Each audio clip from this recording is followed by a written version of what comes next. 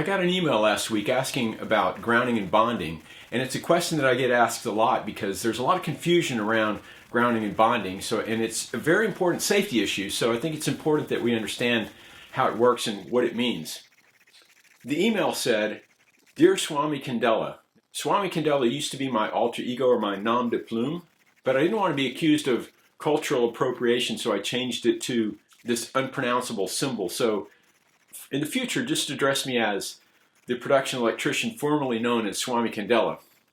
Anyway, the email said, a lot of the events that we do require three-phase power with CAMLOCK connectors, and we also run multi-conductor cable, or better known as Sockapex cable, out of the power distros. So if we have a large ground-supported trussing structure like an arch or something like that, and it's loaded with moving lights, do I need to make sure that the truss is bonded in order for it to be safe? He goes on to say, we've never done that before, but I get concerned when I see videos and read about people being electrocuted by touching an unbonded metal structure. He's right to be concerned, and here's a prime example of that. Maybe you've seen this video on the internet.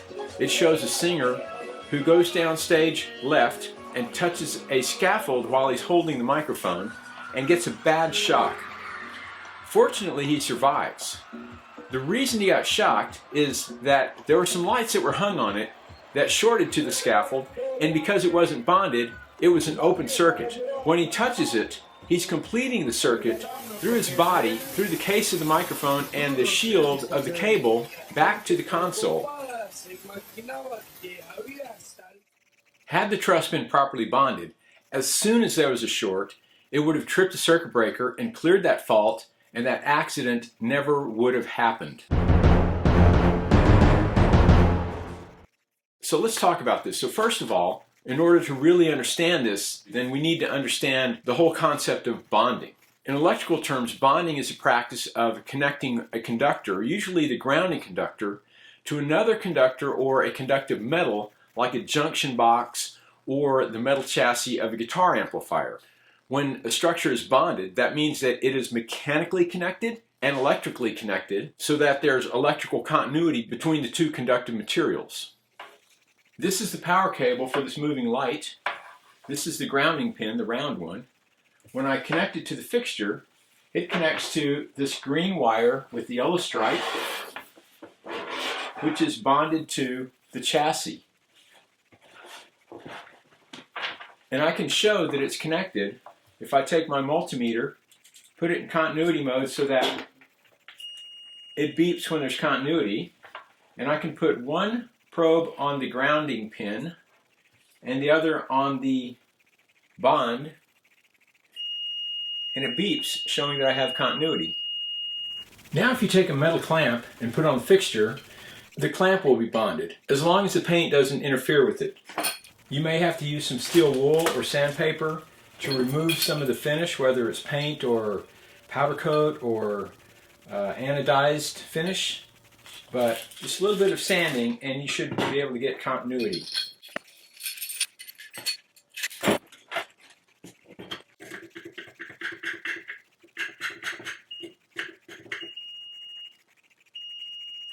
And there you have it.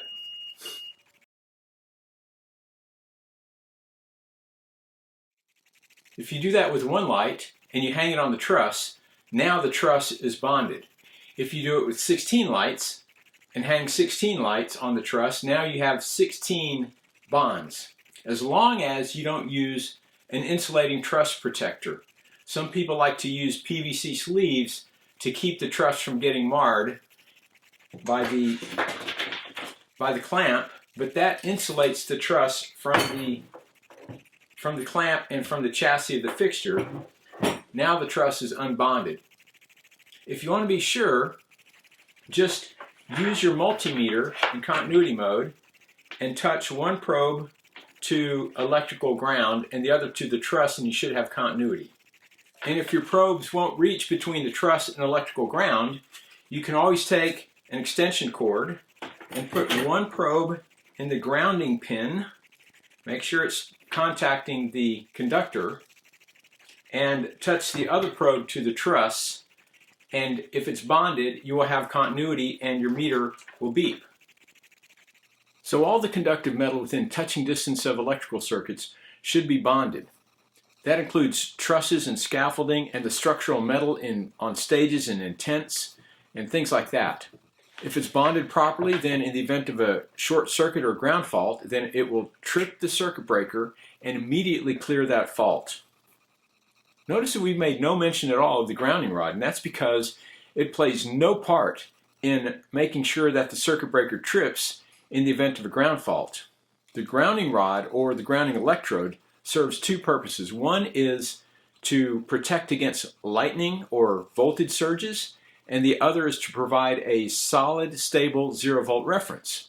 It protects against lightning because it creates a low impedance path into the earth, so in the event that lightning strikes a building, it has somewhere to funnel that energy, because if it stays concentrated, it's going to create a fire. But if there's a low impedance path into the earth, it'll take that, and the earth is so massive that it can absorb a lot of energy, and it just dissipates it in the form of heat, and it becomes non-destructive. And the other reason for a grounding rod or grounding electrode is to create a good, stable 0-volt reference, because voltage is relative. And if our reference drifts, then so does the voltage. Here's what I mean when I say voltage is relative. I've got a live extension cord. The short slot is hot, the longer slot is neutral, the round slot is ground. If I take my meter and I put it in voltage mode, and I take the probes, and if I put one on the hot conductor and one on the ground,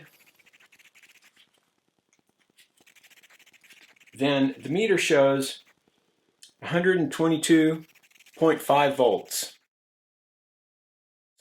So relative to ground, the hot is at 122.5 volts.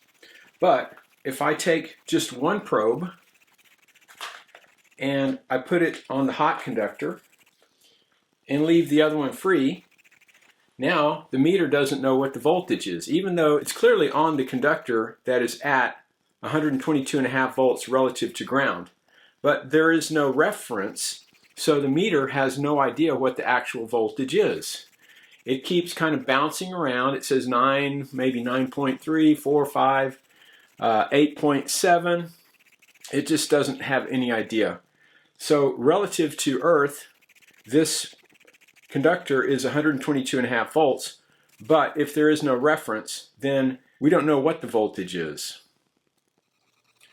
It's easy to confuse the functions of grounding, or the practice of connecting one side of our electrical system to the earth, and bonding. Part of the reason for that is the terminology that we use. We call the green wire in the power cable the grounding conductor, yet its only connection to the ground or to the earth is at the supply panel, where it's connected to the grounding rod for lightning protection, because if lightning strikes building steel, then it could take a path through the chassis, through the grounding conductor, into the earth through the grounding electrode or grounding rod.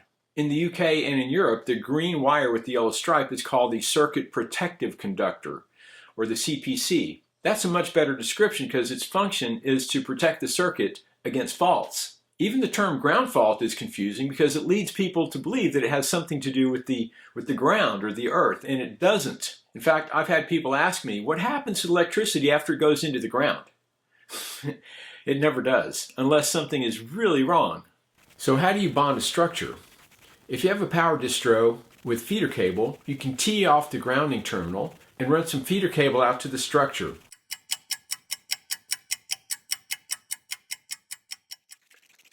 Make sure you check for continuity after you bond a structure using your meter and an extension cord. That's the best way to make sure everybody's safe.